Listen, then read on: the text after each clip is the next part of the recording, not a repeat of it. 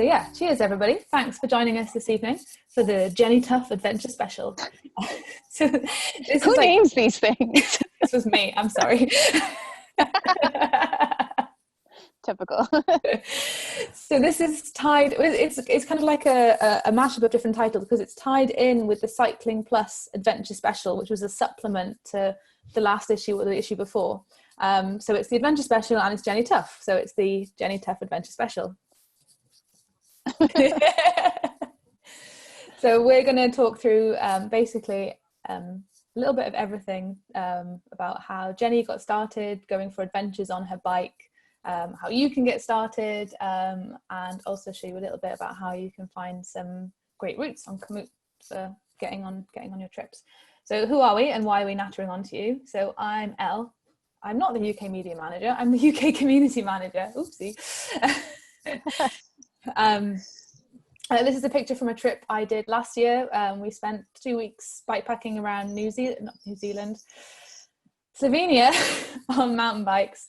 And of course I'm Welsh, so wherever I go, I like to herd sheep. You're allowed to be racist if you're the one saying it. We've also got Rob joining from his garden in Wootton Under Edge. Rob is the UK media manager. He's also an international man of mystery. UK, we decided it was a UK man of mystery, but yeah, I am the media manager until you stole my job roughly 30 seconds ago. I was editing the slides last minute. What a way to find out, eh? And with us, of course, we've got Jenny. Jenny is an adventurer, writer and filmmaker with a real passion for human-powered endurance challenges, exploring this planet on foot and on two wheels. So most recently, Jenny, you won the Atlas Mountain Race in Morocco earlier this year in what feels like a previous age. I know. I can't believe that was only a few months ago. Like, it's just a different life back then, different world. Yeah. So weird, isn't it? There's just a little QR code there. So if you want to follow Jenny's adventures and her trips, see what she's been up to and what she gets up to next, then you can just scan that QR code. And it'll take you to her profile. So I thought, just to get started, this is one of the titles in the Cycling Plus supplement, was about choosing your own adventure. So I thought maybe you could tell us a little bit how you got started with bikepacking, Jenny. So I started when I was 21 and I just got back to Canada after uni and I wanted to go to the Yukon. I'd never been to the north. And I wanted to go human powered, so I just kind of thought I'll just get a bicycle because, like, I went to spin class at my local gym a couple times a week. So I thought, how hard can cycling be? I do it indoors all the time. So I spent everything I had on this little bicycle and all that. You can see on that photo there, the one on the left, me and like wearing my running clothes and like way too many panniers and just like, yeah, just left my parents' house and cycled to the Yukon. It took me a month. I had absolutely no idea how to do anything. Like, I'd never used clip pedals before. I didn't know that there were tubes inside of tires. Like, I learned that on YouTube the night before I left because, like, I knew nothing about bikes. I just thought, you know, whatever, let's just do this. Like, what's the worst that could happen? It's a question that you never want to answer. Just ask it rhetorically. So yeah, that was how I started, was just kind of jumping into the deep end and just going for a ride. Just do it in my home country. So if things went tits up, I could just call my dad and ask him to pick me up. And, you know, I thought about it a few times, but luckily it didn't happen. And that just kind of evolved. You know, bikepacking became more popular, so we got rid of the panniers and mainly started wanting to go off-road a bit more and wanted to go faster and further. And so when you get into bikepacking and start changing your setup, there's a lot more that's possible. So when I moved over to Scotland, where I live now, you know, I started exploring Europe a bit more and yeah, just kind of like picking things. Like, I just look at maps and just think like, oh, well, I want to go there. So I'll just pack up my bike and go for it. And that's kind of all I ever did. And your first I was never really a cyclist. You still say this. Yeah, I do. You're not a real cyclist. Yeah, I'm really not. At what point do you think you might accept that maybe you are a real cyclist? Maybe if I find myself wearing a jersey and like putting things in the back pocket of it, then maybe I'll have to face it. But so far so good. No jerseys. Still wear running clothes on my bike all the time. So. But it's all going the other way now, like because of gravel, like baggies are back. I could probably identify as a gravel rider, just because there are no rules. So you don't get any of that like cycling nonsense about the way you're meant to dress and stuff. So maybe I'll identify as a gravel rider. As close as I'll go. We've got a question from Biker Hiker who's asking, what brought you to the UK from Canada? So my dad's Scottish, so I'm a dual citizen. Actually, it was on a bike trip that went tits up. I left Canada to cycle around the Mediterranean, and that was my only plan. I didn't really know what I was doing or have any more specifics than that. But that was the year that the Arab Spring started, so I was in Turkey when a lot of the borders in the Middle East shut, and obviously the war in Syria started. So there was a Ryanair flight to Edinburgh, so it's like 23 euros. Got on this plane to Edinburgh, cycled from the airport to my cousin's house and knocked on the door and said, you know, there's this thing called the Arab Spring, so that's one season, it should be over any day now. So I'm just officially on pause on a bike tour. That was 8 years ago. And your first trip, you said you always wanted to go to the Yukon and you'd never been. So how long did that trip end up being? Oh, it took like a month, and then I got there and just kind of floundered there for a few weeks anyways, because Yukon's really cool. You never thought just go for a weekend somewhere, like to test out your setup? No, I think I'd done a 50-kilometer ride around Calgary with my dad so that he could teach me how to use my clip pedals. Because like when I bought the bike, the guy at the shop insisted that you can't cycle to the Yukon without clip pedals. And like I just believed him because I never rode a bike before. So if they told me I had to be, you know, mechanically attached to the bike at all times, then like, you know, I thought it was a really bad idea because I couldn't ride a bike. But like, you know, if the guy tells you have to have clips, then so yes, I did one training ride with my dad so he could teach me how to get in and out of my pedals. And that was it. And then I just left. So you really did throw yourself in at the deep end. Oh yeah, it was like 2,000 kilometers, backcountry, Rocky Mountains. Like, yeah, it was like, I don't think I would tell a 21-year-old to do it, but you know, it was what I wanted to do, so I just did it. It was fine. I mean, I cried a lot, but it was fine. I made it. Yeah. And then when you started to become more of a cyclist, let's say, like what changed?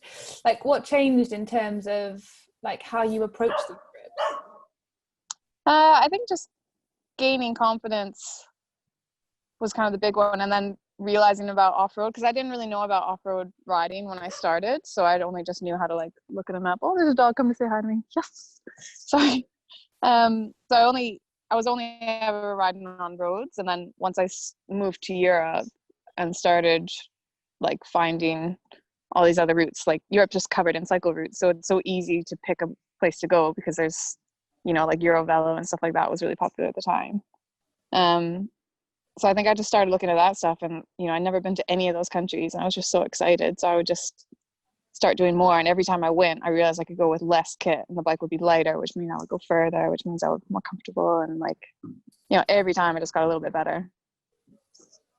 Yeah. Do you remember like somebody's asking about your worst moment on that first trip, but I'm also going to ask you about your best moment. Like, can you remember? Okay. What obviously, like, what left you feeling like I want to do this again? You know, my worst and my best moments weren't too far apart on that trip. The best, so I left from Calgary, which is where I was born. And then if anyone knows Canada, a lot of you will know these places. I went through Banff and Jasper National Parks. So on the first day I made it to Banff, which is my favorite place on this planet. And then after that, you go through the Hills Parkway to get to Jasper. And that's like, if any of you have seen pictures, like typically if you look at kind of a cruise ship advertisement for trips to Canada, these are genuinely the pictures that you see is this part of the world. So the Hills Parkway is just like this stunning, stunning, stunning road through the mountains, but also comes with some massive passes that took me like forever, because obviously, you know, I'd never cycled, so like it just took me forever to get up these mountain passes. But then when I did, it was just like I'd proven to myself, like I was only a couple days into the ride, but I'd left the house having only ever done a 50-kilometer ride. And now suddenly I was doing 150-kilometer days, and I got through a day without falling off the bike trying to get out of the pedals. And like, it was just like prove to myself that this was actually a good idea, that this is going to be fine. I'm going to make it all the way to the Yukon. And like, yeah, it was really good. Just good feeling. I mean, you know, I love mountains. So once I was in them, I was like, this is going to be fine. I'm home. Yeah, that's amazing. And then the worst moment wasn't very long after that. like I said, I was doing these really big days. Like I'd never done big days on a bike before, but this is late June in Canada, so the sun is only setting for like a couple hours. So I was just riding really hard because, like, why wouldn't you? And then camping in like the cheapest tent that a student can buy. And anyways, so one day I just kind of woke up on the side of the road, and like I'd had a crash, and I had absolutely no idea how I'd had this crash. So I kind of look around me. I mean, the way that you look around for immediate danger, and I couldn't see anything. The road was completely empty. I'm in pretty remote North Canada at this point. And I can't figure out how I came off my bicycle. Like I have absolutely no idea. Oh, so I get up and I pick up my bike, and like the handlebars are all mangled around. Like no one judged me. Honestly, I'd never rode a bike before. I didn't know how they work. I'd never used my bike tool yet. It hadn't been Christian's. Like I had no idea that these things are fixable. Basically, I picked up a bike and saw that my handlebars were mangled, and I thought the whole bike was broken. And I was like, this trip is ruined. And before I left, all my friends had said to me, like, this is a really bad idea. You're not going to make it. And then I just thought, oh, they were right. I can't do this. But the difference in breaking your bicycle in the north of Canada is that, you can't just walk to the nearest train station and go home. And you can't get to the nearest bike shop because it was literally like 5 days away by bike, let alone walking. So I mean, what are your options? You just sit down on the side of the road and cry, and that's all I did. So I sat down, had a little cry, and then eventually tried to figure out like what had happened, how had I crashed my bike, how did I ruin it? And then it just kind of slowly dawned on me that actually, because I've been riding so hard and because I've been sleeping in this really shitty tent that had been like flooding from the rainstorms every night, that I just hadn't slept and I hadn't really eaten, and I just been riding so hard, and I realized quite slowly that I actually fallen from exhaustion. And it was, this big lesson that I didn't realize that I could fall from exhaustion. Like I was 21, I was like as healthy as I've ever been. And so it was just this really funny, like, it's such an embarrassing story that I just had to realize that I needed to like have some breakfast because I've been riding for a few hours that day. So I had a snack, and then the hangriness went away, and I realized my handlebars could totally be fixed. Like there was nothing wrong. They were just twisted. And so I just fixed my handlebars, got back on my bike, was like, oh, thank God no one saw that. So I always have this rule now to never quit something when you're crying, and always just sit down, have a snack. Like I get hangry like the worst of them. So it was really funny in hindsight, but yeah, it's been a big adventure lesson that I've always had to have with me. There's always these crisis moments where you just think everything's fucked and I have to go home. You probably just need a snack or a sleep. Yeah, that's an amazing story. It's a really like hard and fast way to learn the look after yourself lesson. Yeah, exactly. Yeah, and I mean, obviously now I do big endurance races, and that's all it is making sure that you don't fall from exhaustion and have a total breakdown. It's managing yourself before the problems arise. So glad that I learned that lesson, but I had to learn it the hard way for sure. Yeah, definitely. So I'm gonna go to the next one. So in the article, you're talking a little bit about your favorite British adventures.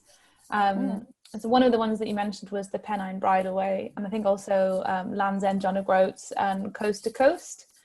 Yeah. What do you think? So I'm going to put a bit of a COVID spin on this. But like, I think probably this summer, there's going to be a lot of people thinking that they're going to have to replan their trips. Maybe they're not going to go traveling where they wanted to, and so people are thinking, oh, maybe I'll stay in the UK. Like, what makes the UK such a great place for doing like little adventures on your bike? We have a lot, and I think what's, especially coming from a place like Canada, what's really different in the UK is that there are trails and routes and roads just absolutely everywhere. The country is like crisscrossed in every direction, that you totally can choose your own adventure. Like, I think I even said in the article, my favorite thing to do is pick a start and end point and then just find some highlights in between. And that's where Komoot's really good, is that, if you say like, I need to get to that train station, and let's say Durham, for example, say I need to get to Durham, and then just pick somewhere off the top of your head. Yeah, I mean, I don't know why it came to mind.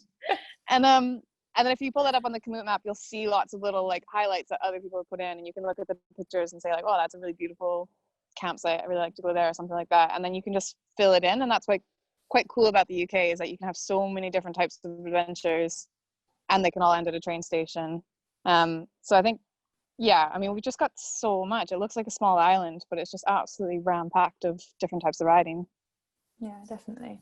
I've actually got the Discover feed open in a tab here.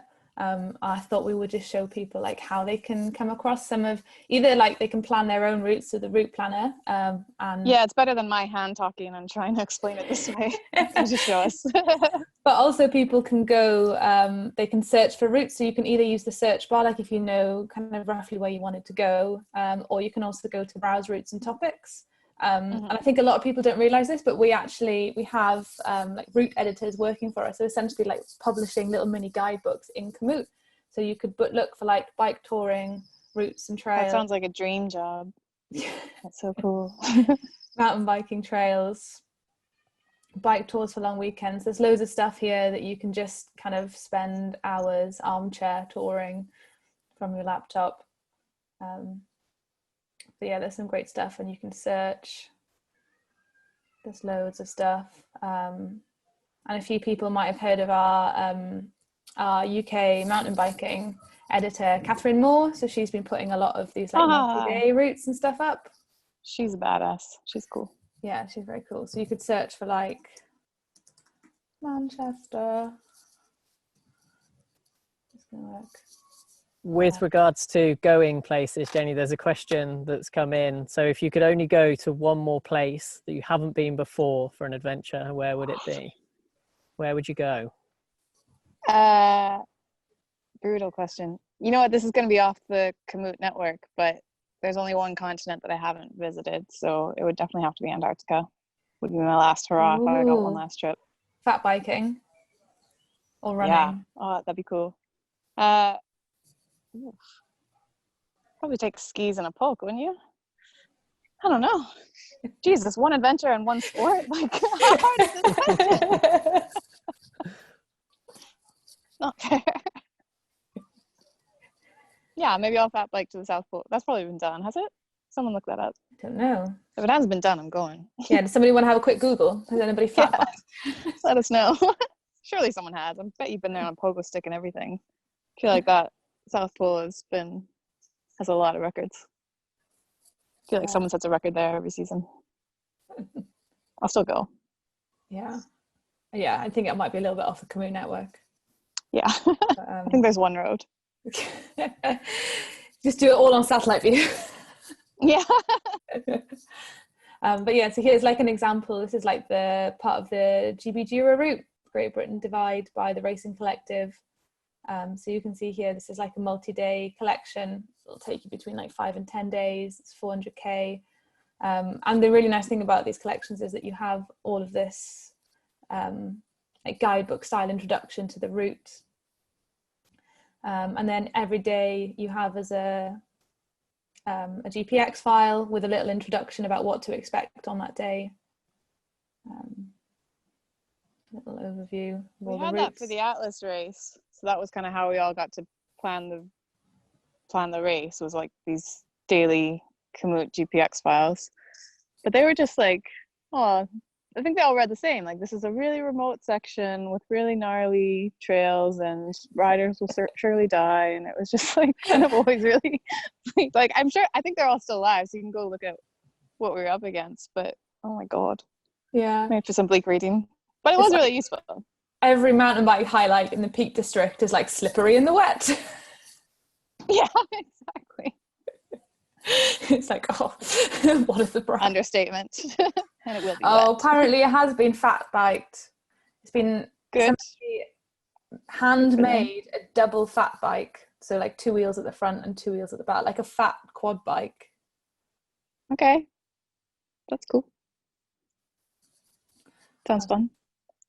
To think of something. Doesn't mean I'm not going to do it. First. Yeah, definitely.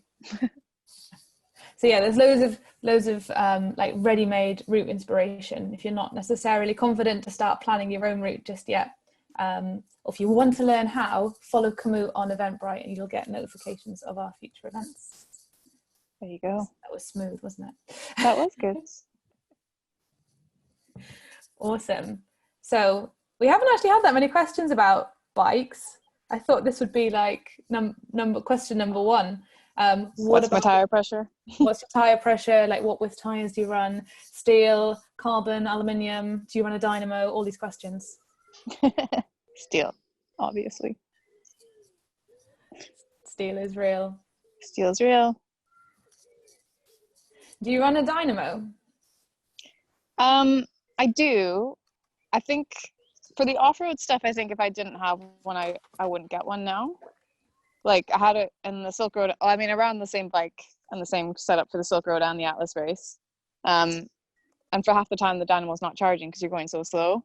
So I think for off-road stuff, I wouldn't bother. You know, like if mine broke, I wouldn't replace it. Basically, is what I'm saying. But on a road bike, they're fantastic. You know, if you want to do like a really long ride. But again, like I think for how much they cost, they're probably not worth it. You know, if you are touring the UK this summer, you're going to be able to plug in your stuff to charge. You can get a cash battery that's going to last you a few days, and that's going to cost you a fraction of what a dynamo wheel is going to cost. So like I just don't think I would recommend them to anyone. You know, I don't live and die on mine enough. I've seen quite a lot of people that tour on panniers have like a solar panel, like a packable solar panel that they put across their panniers at the back. Yeah, I met a guy on the Atlas race that had that, and obviously in the Atlas, you know, 12 hours of pure sunlight every day. I thought he had the right setup, so I can't remember what the brand was. I got him to email it to me afterwards, so I thought next time I'm just going to do a solar panel. It's the way forward. So yeah, you can always stop in a cafe. It's quite nice actually, sometimes to have an excuse, but like, oh look, I have to stop because I have to charge my car. Yeah, no, that's what I was gonna say. I'm always just like, oh yeah, I definitely have to stop, and I'm gonna have to have 2 coffees because like I need to charge my phone. Like, it's not my fault. Yeah. There's a coffee stop question. Which continent has the best coffee stop? So in Canada, the coffees are bigger than my face, which is nice. But in Europe, the coffee, and especially the cake or pastry that comes with it, is obviously a million times better. Trying to think. South America. No, I'm going to go with Europe. And there is how to do a good coffee. There's a slight follow-up on what is the best coffee and cake, maybe combination. I don't know if that's kind of what they're asking. Depends. I mean, there's just so many factors that go into which coffee and which cake you need on your ride. Everyone knows this. Elle, you'll agree with me. Like, there's a time and a place for like an espresso and a cornetto, and then there's a time and place for like a massive carrot cake with extra cream and a latte. I mean, it depends how long your ride is. Obviously I'm back in Canada now, so my ride stops are going to be Timbits. If you guys know what that is, it's like the whole of the donut. It's just like a little donut ball. Timbits and a large double. That's how we have it out here. Nice. I liked Slovenia for their large cake portions. Like, yeah. I don't think we didn't stop for coffee very much, but the cakes were like bigger than your face. Yeah, and they do pastries massive as well, don't they? Yeah, and like good hot weather cakes because they're like fridge cakes rather than like a Victoria sponge. That's one of the factors. You know, if it's raining and cold, then it's like chocolate cake all the way, obviously. But if it's a really hot day, it's not what you want. So many factors. I mean, it's a really complicated question. Have you ever ridden in Sweden? Yes, but like really fast. I don't think I stopped, unfortunately. I reckon they'd be good for like, because they have this tradition of fika. Cinnamon buns. Yeah. Oh yeah. I reckon that could be. I'm going to bring it back to the bike, guys, with another question. Sorry. Serious talk now. Okay. I know we're doing the tour of the world like cake-wise, but someone has asked, have you ever used a trailer? Ooh. I have not. Have you, Elle? No. But I reckon, have you seen the news about GB Duro? Yeah, I was thinking that. I was just talking about that this morning. So what Elle's saying is GB Duro, now you have to carry everything. No supply stop once. You don't get to go buy stuff. How long does it take? Was it like the fastest people are in like a week or something? I think, like 10 to 14 days. So yeah, to be self-sufficient. So like the amount of calories that you need at that level of riding, you know, you can get away with stuff for 1 or 2 days, but after more than a week, you know, you can't get away with the calorie deficit. So yeah, I think trailer would be the way forward for them. And maybe like maybe it falls off halfway through as you've eaten everything. I don't know. But like, well, Oh yeah, maybe you could like when you get like to Manchester or something and you've eaten most of your food, you could donate your trailer to like a bike project. And then yeah. I wonder if that's probably not in the spirit of the rules, but Oh, yeah, I guess so. And they're expensive. yeah, I wonder what they'd be like off-road, like bouncing around behind you. Yeah, because I think that's what a lot of people have them for, like those single-wheeled ones so that they can go off-road riding. Like that was part of the evolution of bike packing, was people started using trailers instead so that they could get down a narrow trail without any panniers bumping off the sides of things. Yeah. Yeah, James, who is suggesting that they would cargo bike that race, has clearly not seen the elevation profile. Like I think Oh my God, James. cargo bike would be. I mean, yeah, it's an insane challenge to have to carry that much stuff to do that ride. Like, oh man. With how many calories do you try to replenish every day if you're just touring, like not racing? Oh, if I'm just touring, I don't really think about it. You know, I just eat to hunger and just kind of enjoy that you're riding enough that you get to eat whatever you want and have a pizza every day, obviously. Pizza. I did the Balkans a couple of years ago and that was all, like I literally had a pizza every single day. It was the best month of my life. Like, so happy. Didn't gain weight. It's great. There's a good question here from Alex about doing repairs. So I think anybody who follows Jenny on social media will know that one of her very often repeated mantras is like, fix your problems. So did you teach yourself bike maintenance, or like how did you go from Jenny who looked at mangled handlebars and thought my bike is broken to Jenny who's just like, fix stuff? I would rephrase it as I am teaching myself mechanics still. Like this is a really ongoing project to teach me how bikes work. I think I'm one of those people that can only learn by doing. So every time the bike breaks or something goes wrong, then I get to learn a new skill. But like I'd be crap at, you know, looking it all up online before I go and then remembering how to do it in the field. So basically, thank goodness for YouTube. And yeah, it's just been experience for me that every time that something happens on the bike, I try to learn something out of it rather than, I mean, obviously you need to support your local bike shop. I'm not saying don't do that, but like before I go to the mechanic crying, I do try to learn what I've broken, how to fix it, and try to gain new skills every single time that I break my bike. So, you know, it's just been experience. It's just taken years of breaking things.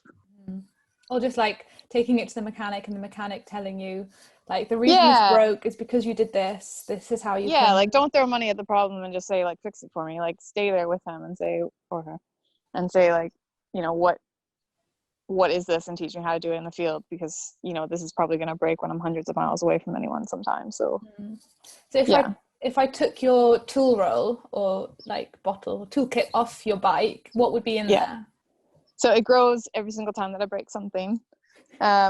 I take obviously a multi-tool, spares, like a tube, like I always run tubeless, but obviously take a tube with me, and like, you know, pump and patches and all that. Tubeless repair kit.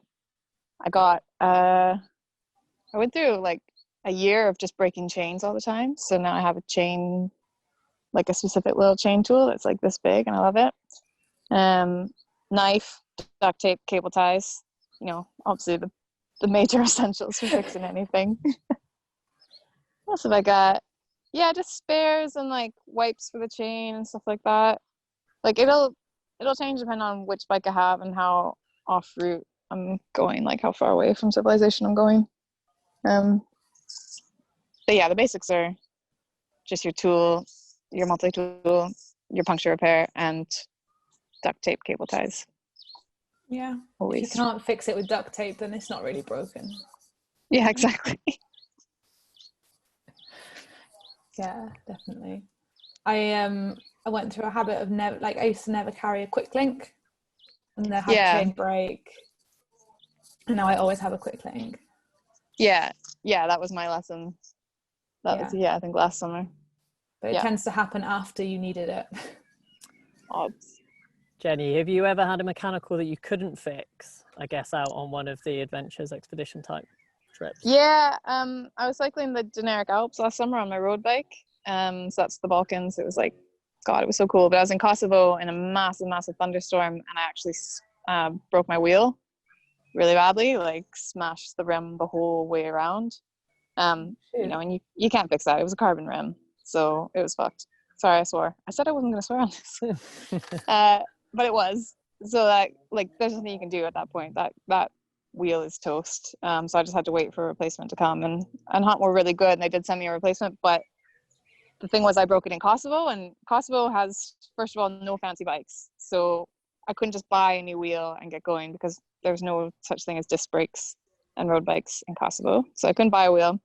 But then Hunt also couldn't mail me one because that was the one place in Europe that you couldn't send a package from the UK. It was Kosovo, so I had to get to Albania somehow to either buy a new wheel or wait for a replacement. So that was a bit of a, you know, it took a couple of days out of my adventure, and I was really gutted. But, you know, that whole fix your problems thing was like, you know, I just have to solve this. Like, I want to keep riding. You know, I was on a tour. It was on my own time, but like I was enjoying myself and I wanted to keep riding. So it was like, right, just find a way, ask for help, get to Albania, get this sorted. And that was, yeah, that was kind of sad, but When got fixed. When you say it was all on your own time on a tour, there's actually a question that's a bit of a tangent. But do you make a living from your adventures? Yeah, I do. Yeah, I'm quite lucky. Yeah, it's a really cool job. So I think if people ask me, I just tell them that I'm a writer. But yeah, public speaking, writing, working for brands, that's, you know, freelancer. It's good life. Journalist as well with Cycling Weekly. Yeah. Cycling Weekly journalist. Yeah. And Komoot ambassador. Yeah, exactly. There's quite a few people are asking, how many bikes have you got? Do you still have your first touring bike? I do. Poor little girl, she doesn't get out very much. So I have 3 bikes that are in active duty, and then I've got my first bike, that old Rocky Mountain Canadian touring bike. I still do have it. It was my around town bike for a while because apparently no one would steal a bike that looks like crap, which is a bit sad, but I think it's cool. So I have 3 bikes. I have my Shan Stussy, which is the one that I race the Silk Road and the Atlas on. So it's like a gravel adventure bike, and it's probably my main, probably ride it the most. And then I've got a Shan Bahuki, and that's my mountain bike. It's a hardtail. I took it to the Himalayas at the end of last year. Awesome, fun bike. And then I got my Rosello, which is my Shan road bike. So it's a really lightweight steel, super fun, zippy bike. And that's my fleet. Did I just say fleet? I hate myself for that. Sorry. Sorry.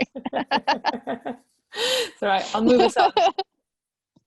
So you've got a bike. Now, one of the things, like, when people ask me, like, oh, I want to do this, that, the other, I often just tell them, like, the best bike is the bike that you have.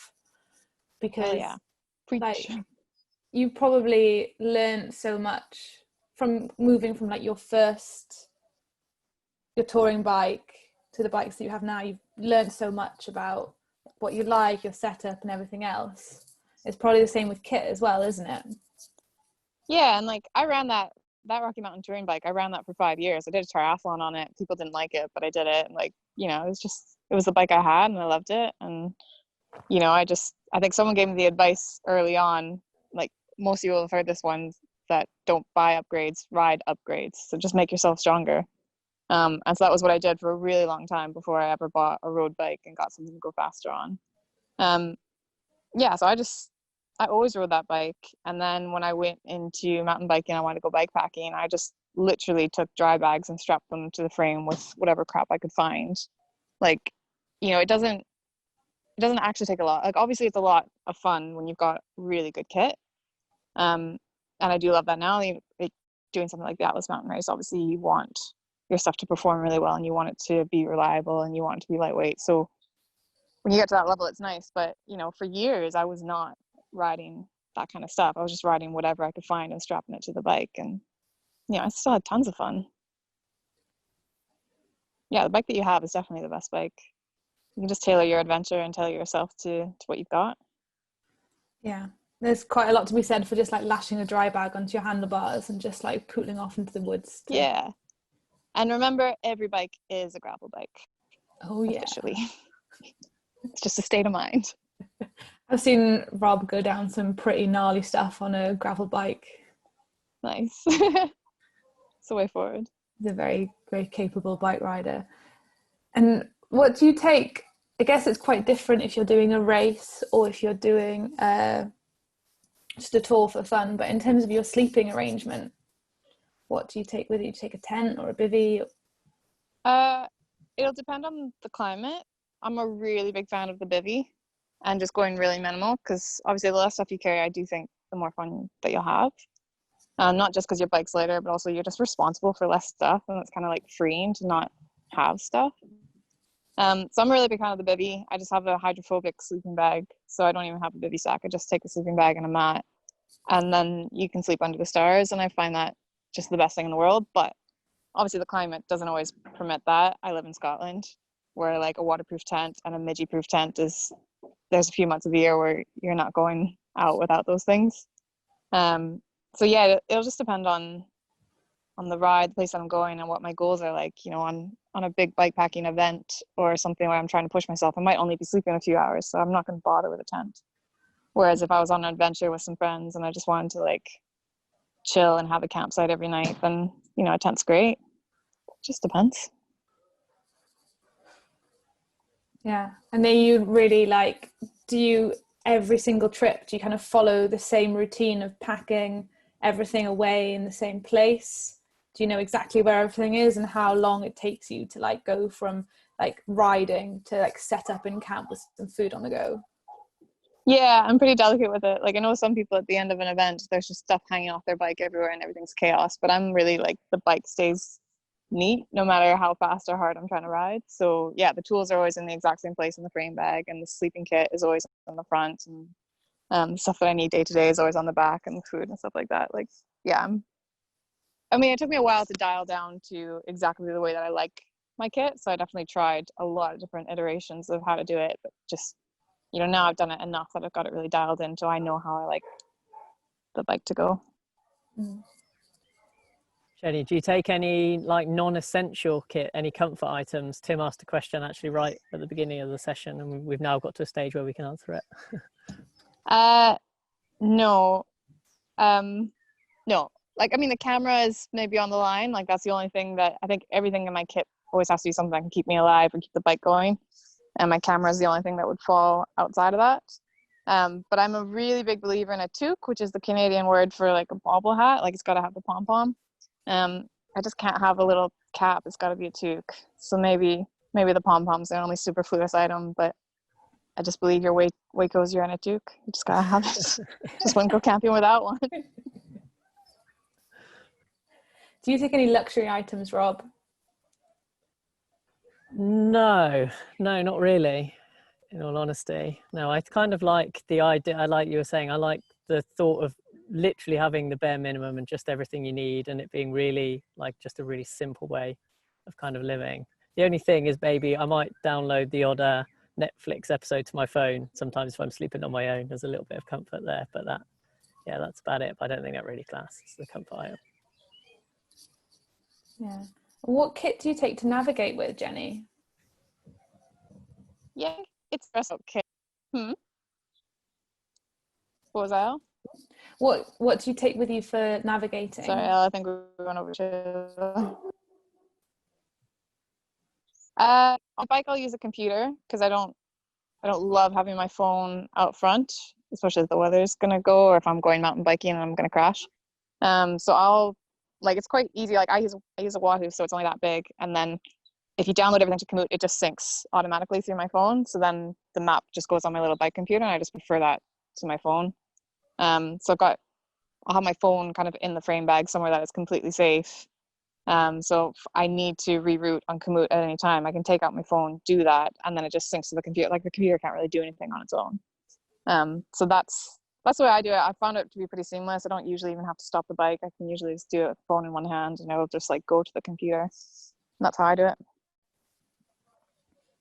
Yeah, it's pretty seamless. Yeah. A good You question. Oh, go on. Sorry, Al.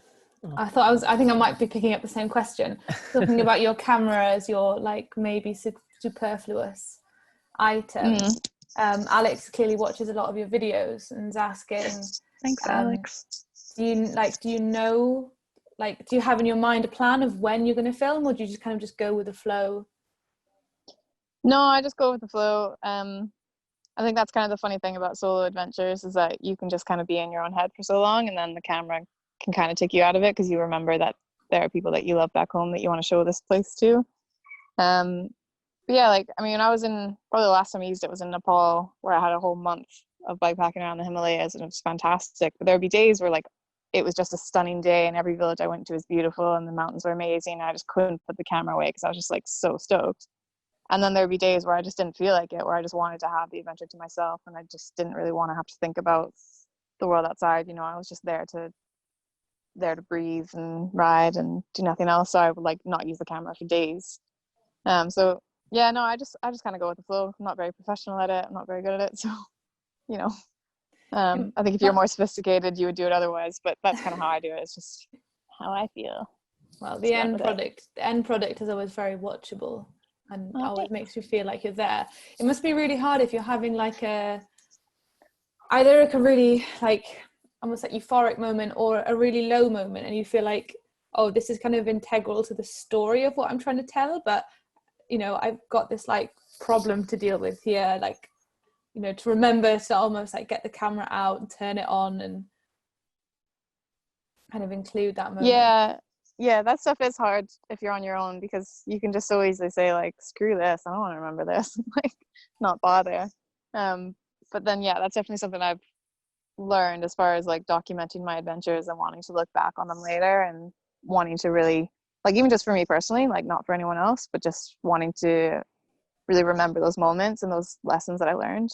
I found it really valuable to do that. So I've got better at using the cameras in both the lows and the highs, because both, like, those extreme emotions is when I'm least likely to pick up the camera. Like, if I'm just kind of dawdling along and I think this looks really nice, I'll take out the camera easily. But, like, you know, if I'm having the best day of my life, I don't feel like I want to put a lens in the middle of that. And same with the worst day of my life. So yeah, it took some discipline, but, you know, it's what works for everyone. Whether or not it enhances your adventure is completely up to you. Yeah, the temptation to just drink it all in when you're having a great day and you're just like, oh, I just want to experience this. I don't want to. Yeah, exactly. You know, there's totally a time and place for that. I think it's really important to have that balance. Yeah. But then I'll regret not having any images of the best day of my life. So I try to have some discipline to get it out a little bit. Yeah, it's definitely a balance.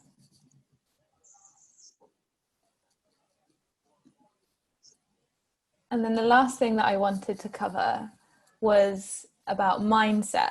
So my personal theory is that the reason why we often like to obsess, I'll use the word obsess, about bikes, about gear, is that there are so many things that can happen out there that are uncontrollable.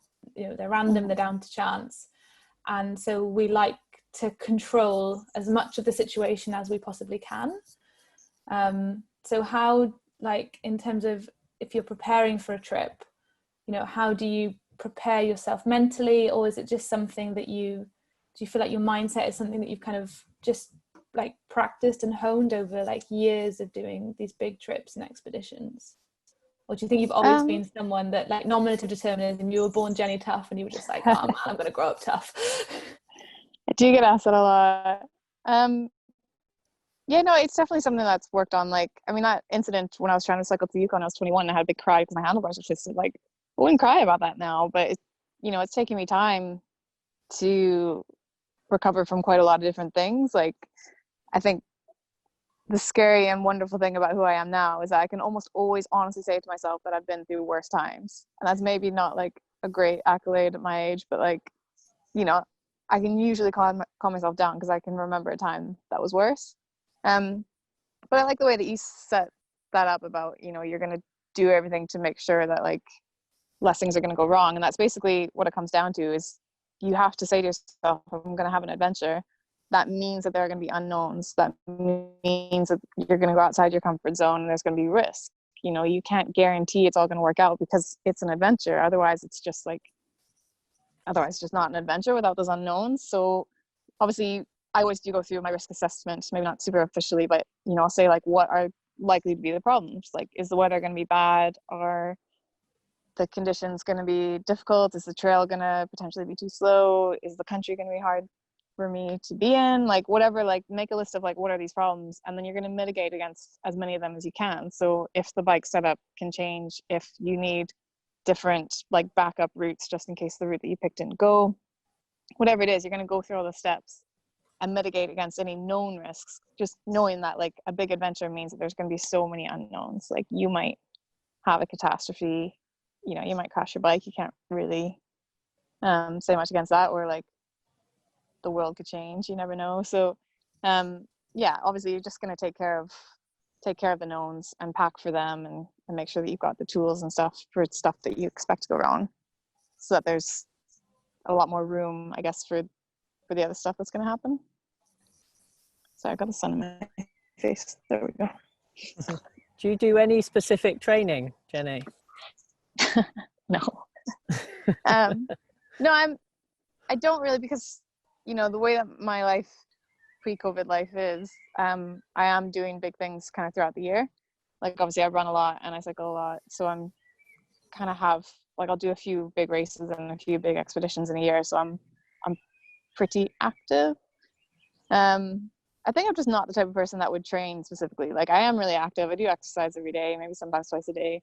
And like, but I just can't look at it like training. Like if I think about it as training, I just get bored and hacked off with it. But you know, if I am kind of that like mini adventure kind of person. Like if I'm going to go for a run or a ride today, then I'm going to try and do one that I've never done before, and I'll look at and see what's out there. And yeah, I just don't think of that as training. It's just what I do. How have you found that with sort of restrictions on how much running and riding and where you can go and stuff like that? It did change things for me, that because I am more of the adventurer, and like, you know, I want to go for like big things where I can see stuff, to suddenly saying, well, you know, I should really only go out for an hour or two. So how am I going to get my fix? And then suddenly I did actually start riding really hard and like going for fast rides and trying to beat my time on segments that I'd done 15 times already, which is so different for me. I'm not that type of rider. But I started doing that kind of stuff, and that really helped. That, you know, you can have an adventure within something that you've already done before, because you're going to try and do it differently. Maybe I'll take the gravel bike on a mountain biking route or something like that. Like, yeah. So I was able to get my fix. I mean, I'm in quarantine right now, so it's a little bit different. But yeah, I was able to just try to get my fix by just like pushing it harder on things that I was always walking distance from my front door, basically. Did you learn any new skills? Did you do like the 30-day wheelie challenge or anything? God, no. Well, no, I mean, I was trying to stay out of the NHS waiting room, so I didn't do anything fun on my bike. Try learning new skills. I don't think what have I learned? No, I've got really nothing to report, actually. I mean, to be fair, as a writer, I have been able to work this whole time. So that's been like, it's been weird not being able to travel and go to events. Like, you know, doing this Zoom stuff, like speaking in public was a big part of my life, and it's something that was really fun. I like seeing people's faces when I'm talking to them. It's weird doing it online for me. But the fact is I have been able to keep working and stuff, which is good. I just miss traveling. Yeah. There's a couple more questions. I know you've briefly sort of touched on it, but around nutrition and things you eat and drink, and maybe specific to the Atlas Mountain Race, was there, what were you eating and drinking then? Whatever I could find, which was not enough. Yeah, so I'm a really big fan of, like, okay, so there's two sides to this, race and adventure. On an adventure, I'd just always go whatever's local, because that's a big part of an adventure, is exploring that country and the way that people live there. And food is obviously a really big part of how people live. So if I'm on an adventure, then it's just whatever's local. But race is completely different, because you're just trying to do whatever it takes to be successful. So the Atlas, I'd actually run across them 2 years ago, so I knew a little bit about what I was going to find, the main one being that I wasn't going to find water. So that was kind of one of your biggest daily tasks on that race, was thinking about how much water you have, how long it's going to last, and when are you going to get more.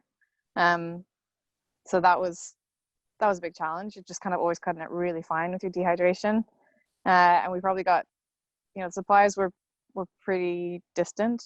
Like, you can maybe go 10 hours before you get another supply. And if you go through that town in the middle of the night, then you miss it. And that was a harsh thing about that race. But if you talk to anyone that was in that race, it was all about Berber omelet. That was the only food, was just omelets all day long. Like how many eggs you can eat in a day, it was kind of part of the race. And I also, just because I knew that it would be a bit of a starvation experience, I had like a bag of muesli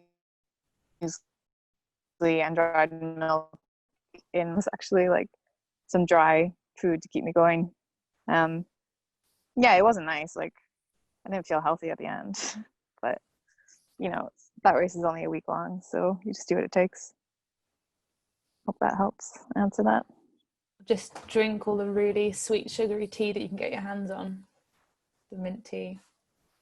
Oh yeah, any liquid, you just gotta take it in that country. Like it's just so hot and dry.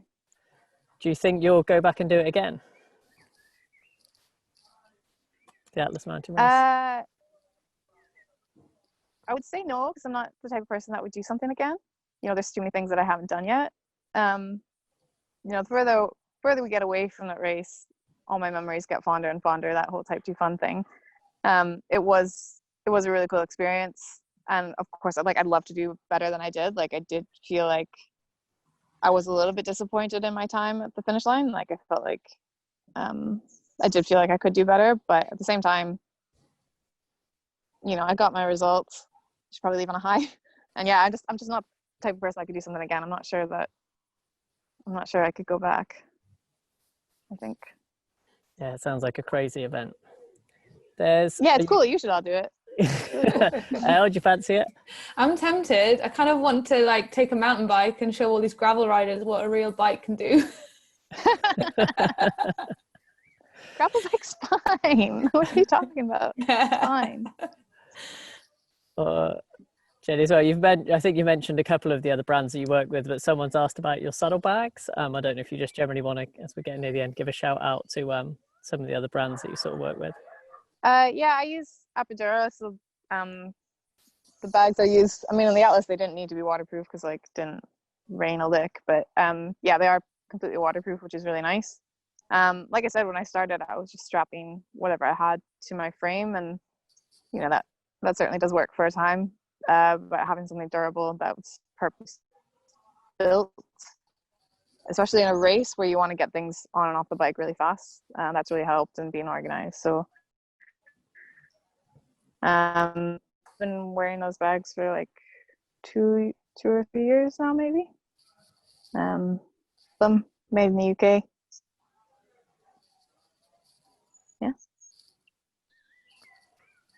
Yeah, I've been running their waterproof bags for a while now, and definitely required for British weather. Yeah. I don't know why anyone in Britain would have stuff that isn't waterproof at any moment. Always go waterproof. Apart from at the moment, it's dry as a crisp. Yeah, typical. Good question here from Ryan. What would be the one trip that you would recommend in the UK? In the UK? I really have a soft spot for the Outer Hebrides. That's where my dad grew up. And it's just a really, really special string of islands. I don't think we can go there right now. But if, things came back around that we were able to travel a bit more freely within the UK, I would definitely do the Outer Hebrides. And if you look up, there's the Hebridean Way, which is a trail that you can either mountain bike or run or walk. Or there's actually a road version of the Hebridean Way as well that you can cycle. So, the Hebrides are a really, really special place. You can get out there. Yeah, and Skye as a bonus. You can include Skye on that trip. Everybody loves Skye. Mm. Yeah. On the topic of Scotland, Lewis has asked if you've ever found a macaroni pie outside of Scotland. No, and I haven't looked, Lewis, because come on. I was totally amazed the first time I saw one. I was like, Lewis, I'm coming back because we're putting on a race that you're running in, so stop your whinging. See you in Braemar. Oh dear. Have you got anything on your wish list then still? Anything that on the bike you feel like you Yeah, so I've never done the Highland Trail, which I think is just shocking because I've been there the whole time. I think I just always thought it was outside my mountain biking level, and then someone pointed out to me that, like, you know, I'd won the Silk Road and the Atlas, so I could probably handle something in my home country. So yeah, when things are a little bit more, we're allowed to do gnarly pursuits, I think Highland Trail is the absolute first thing that I'm going out to do. Would you do an ITT on it just whenever you could, or would you wait for the mass start? Yeah, like I ideally like to ITT it this summer, or not even ITT it, maybe just have a nice time, Just like tour it. sleep at night or something like that. Who knows? Go wild. I've heard sleeping at night is, you know, nice. Yeah, I mean, we could always try, right? Yeah, it's an amazing route. I think there's a slightly different route for summer because some of it gets really overgrown with bracken. Yeah, I don't know. I just, like, you know, you get to that place where, like, you just need to get outside. You don't really care what the consequences are, how many midges there are by now. It's like, I'm going. Until you have your first midge attack of something, you're like, oh my gosh, I forgot how bad this was. Ooh, they are bad, yeah. Yeah, they're really bad. That's how we keep Scotland so pristine. No one can handle the midges. Tourism defence. Yeah, exactly. Do you reckon you settle in Scotland long term? Or do you reckon, there's a question here saying that, well, they've asked when all the adventure riding is over. I mean, I'm not sure it's ever going to be over. But yeah, asking like, where would you look to settle long term? I don't know if I'm the kind of person that will have that. I mean, Scotland's been home for 8 years. Canada's also always going to be home. Like, it's quite nice being a dual national. I think I always thought of myself as just a nomad, and this whole pandemic has made you have to rethink your concept of home because you had to be locked into it. So I'm maybe trying to figure that out now. But yeah, I mean, Scotland is where I built my life. Love it there. I don't know. Who knows what'll happen? It is beautiful. It is. And Wales is a close second. Yeah, I've not explored Wales enough, so that's probably like my backup answer to like what's on my bucket list is like I've really not done any bikepacking around Wales, so I have to come down. You can show me. Yeah, everybody sounds like Ricky Cotter. It's amazing. Oh my god, like just as crazy. Not all as crazy, but like the optimism, I think, is like a Welsh trait. The optimism and the friendliness. That's nice. Yeah, that's what we need. People are really lovely. Yeah, we've just got a couple of questions coming in. Oh yeah, cracking routes. Have you ever cycled or been through India? No, only Nepal is the closest I've been out that way. No, I'd definitely love to do the north, like the Himalayan, like the Indian Himalayas, go to Ladakh and stuff like that. That's really high on my list. Have you read Debla Murphy's book, Full Tilt? Mm-hmm. Yeah. She's awesome. I gave a talk with her once. That's my claim to fame. Oh, wow. She's amazing. Yeah, she's super cool. That is pretty cool. Yeah, if anybody wants a good book to read about, like cycle touring through the Middle East at a time before it was war-ridden.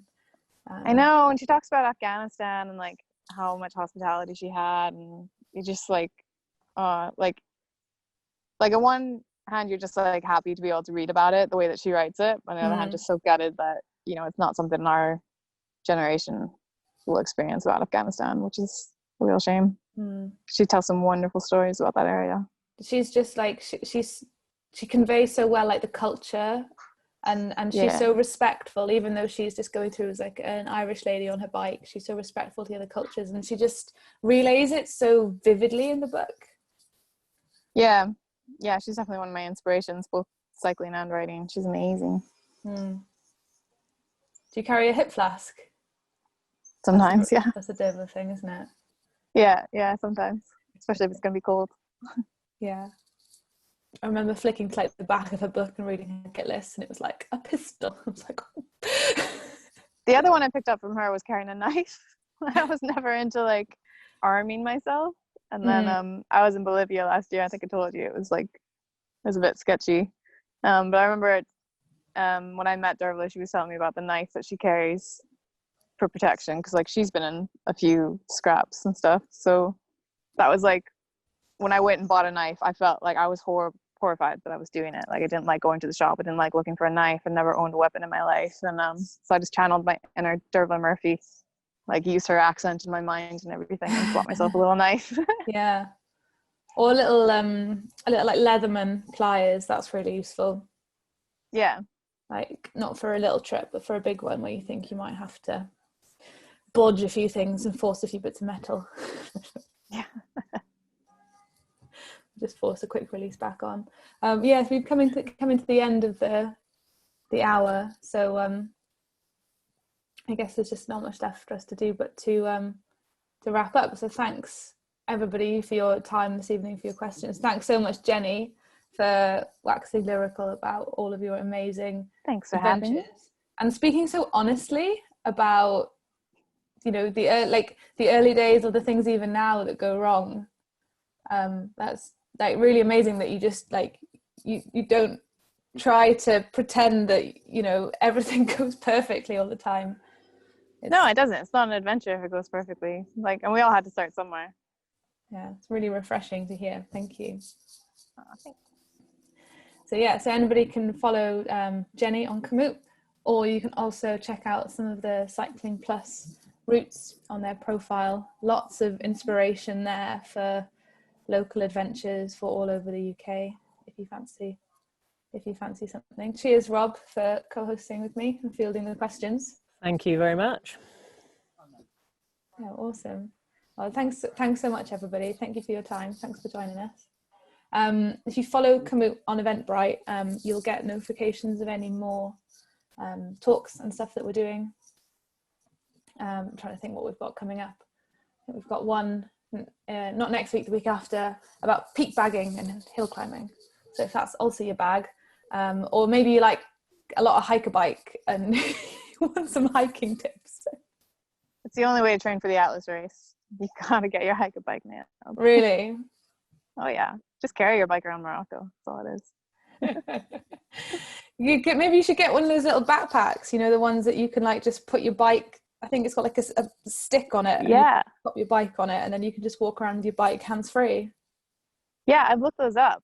I'm like, I'm a better runner than cyclist. Like, I think this is the way forward for me.